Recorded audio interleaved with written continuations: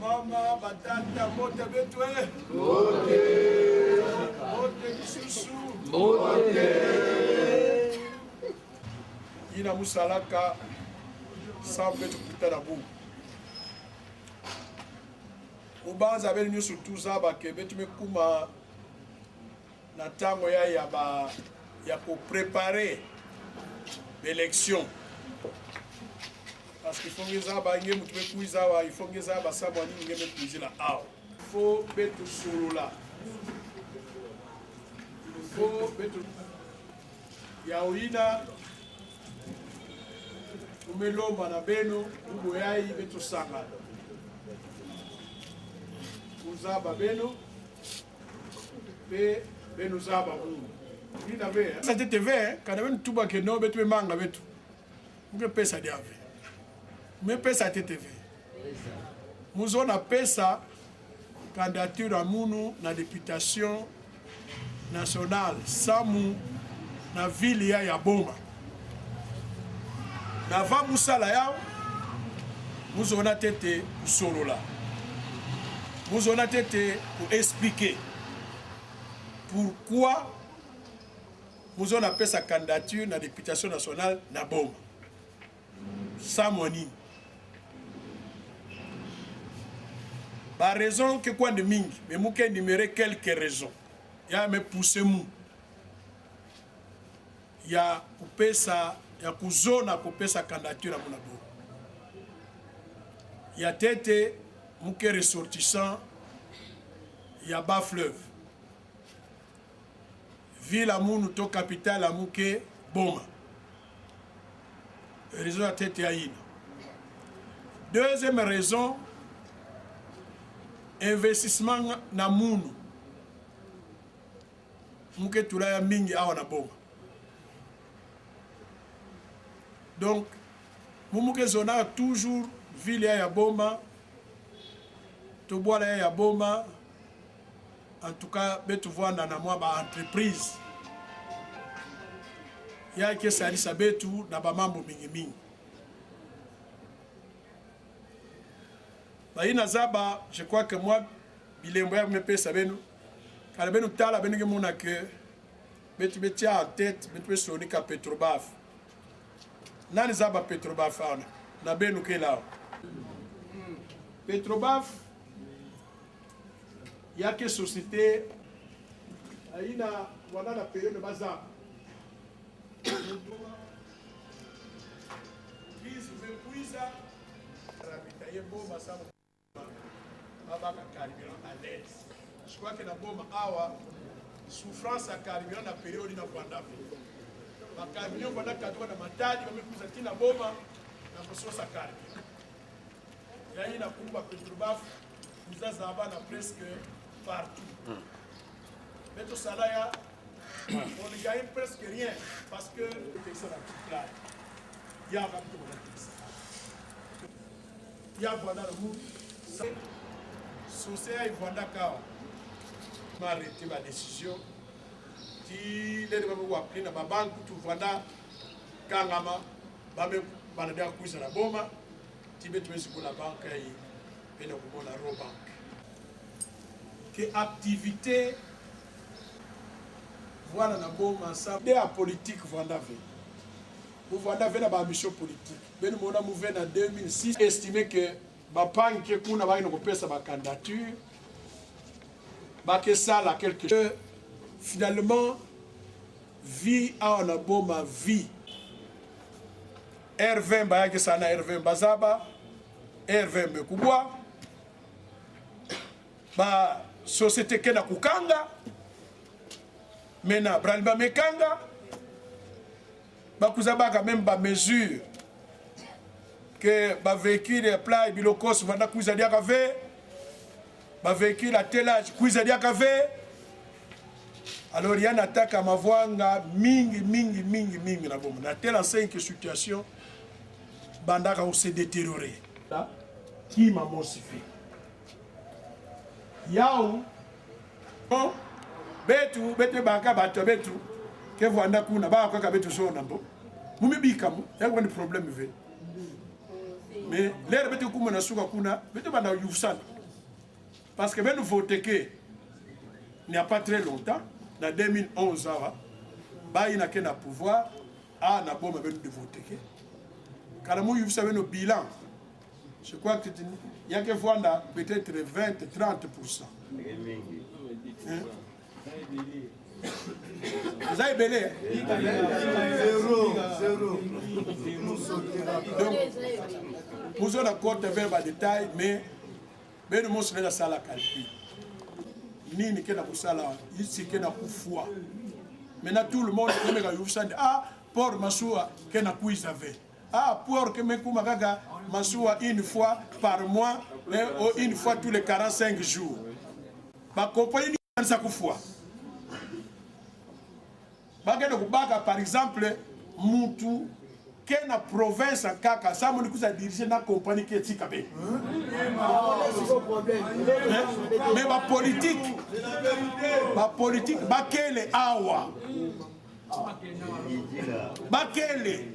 Mais comment expliquer na baïti ya kage kwenda ba compagnie bao kaka batewa ya kuna kena ku diriger mais ya kuiza tika betu il faut pas kwenda baka bato kaka mais avant ya vanda plus n'avait mais na makabutu kena ko changer ça moni bakele donc on dirait betu ko vanda asphyxier moi ko pebadia ke vanda ve ta odila Yann Moutouchana l'a solo lavant la tuba clair que non comme ça ce n'est pas bon car nous beaucoup savons nous mais tout solo maman mouyai parce que nous n'avons pas d'avant na élection kana benu na munu betu voilà qui toi divé car betu qui toi divé ça ne sert à rien du tout nous n'avons posé candidature à Moussa mon aventure parce que pendant 2 mandature Moukouza posé candidature et pourtant nous voilà dans tout les mêmes atouts ça Moukouza posé candidature mais Moukouza avait j'étais en train d'observer parce que mon amoutou mais l'autre a dit quand il y a dans la salle quelque chose peut-être de mieux mais bikan en de salle avec tout à et maintenant en tout cas ça mon amour bila mon message là il y a que décevant mais tu me continuer play peut-être bandadi là avec tout surtout. Alors, à cette allure, je vais te dire ex-ville. Quand je vais te dire ville que vous faites. Voilà ma pagne. Il y a un mouvement dans la ya. Ça me tout sur là. Ça vous a mis ça. Abou.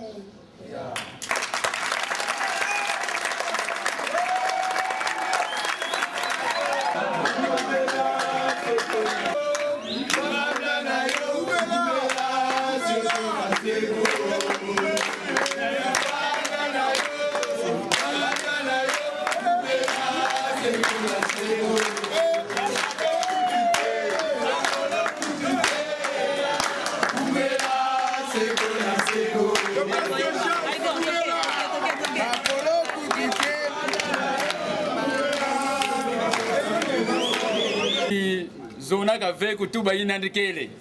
Parce qu'en principe, on a IDPS, il y a un système de hiérarchie, c'est-à-dire, on a un escalier. Il y a un système d'escalier. Mais même mon papa, ça va te présenter. Mais c'est pas là pour te le misser.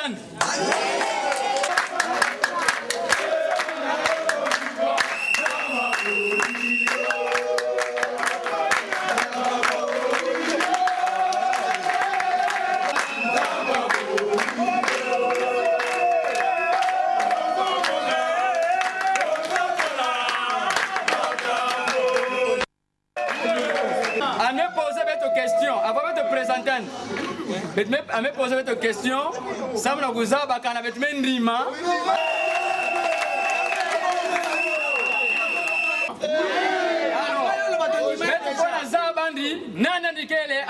Homme d'affaires, il n'a pas de Papa Sigumalonda, Jobi Valère. Papa Sigumalonda Valère, en Nigeria, il y a des IDPS.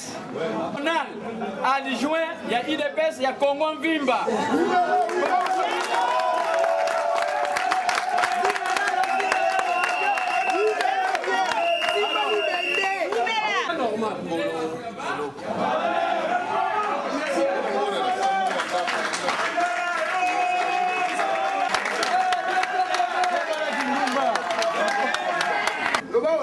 Honorable.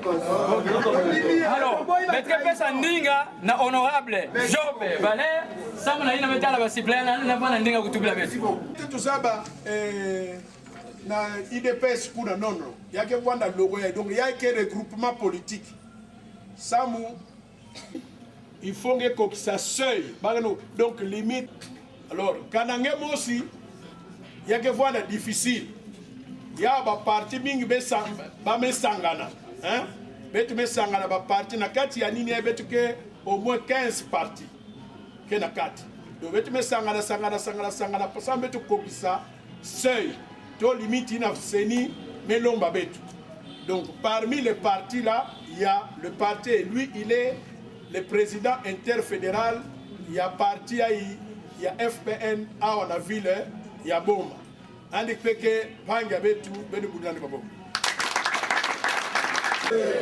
Veuillez m'excuser, je vais parler à Lingala pour belle compréhension. Hein? Ok.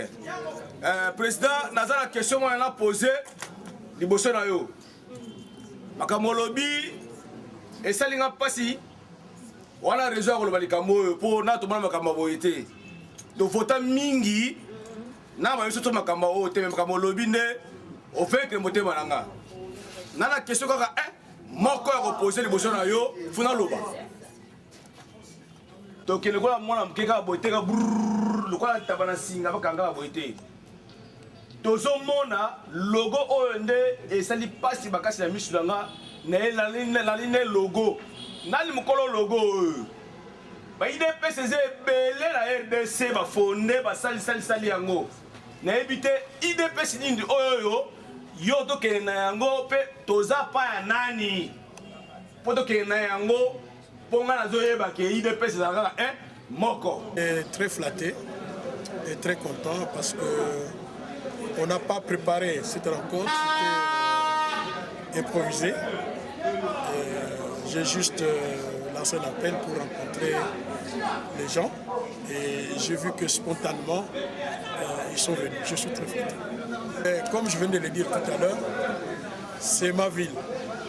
J'ai vu ce qui s'est passé dans cette ville de moment et j'ai pensé que je peux apporter ma pierre dans cet édifice ici pour que certaines choses puissent changer, parce que surtout en ce qui concerne la vie de la population.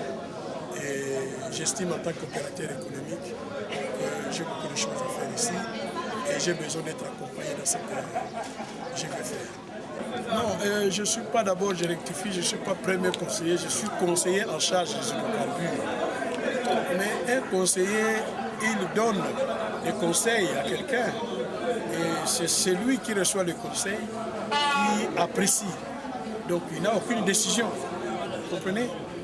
Donc nous participons à l'action, n'est-ce pas? Mais ici, quand on est élu n'est-ce pas, vous avez un programme pour lequel vous allez être élu et que vous allez devoir défendre lorsque vous êtes au Parlement. La population de Boma doit être fière, d'abord parce que, vous voyez, avec l'arrivée du Premier ministre Tchibala, il y a beaucoup d'ouverture, il y a beaucoup de possibilités. Vous savez, ce déplacement n'aurait pas été possible si le Premier ministre n'avait pas essayé d'organiser aujourd'hui ce parti. Selon le journal officiel. Oui, c'est-à-dire que le journal officiel a publié ce que nous appelons des tendances de l'UDPS. Mais ce n'est pas, on n'a pas publié 4 UDPS, mais on a publié 4 tendances de l'UDPS. Alors l'UDPS c'est un seul parti.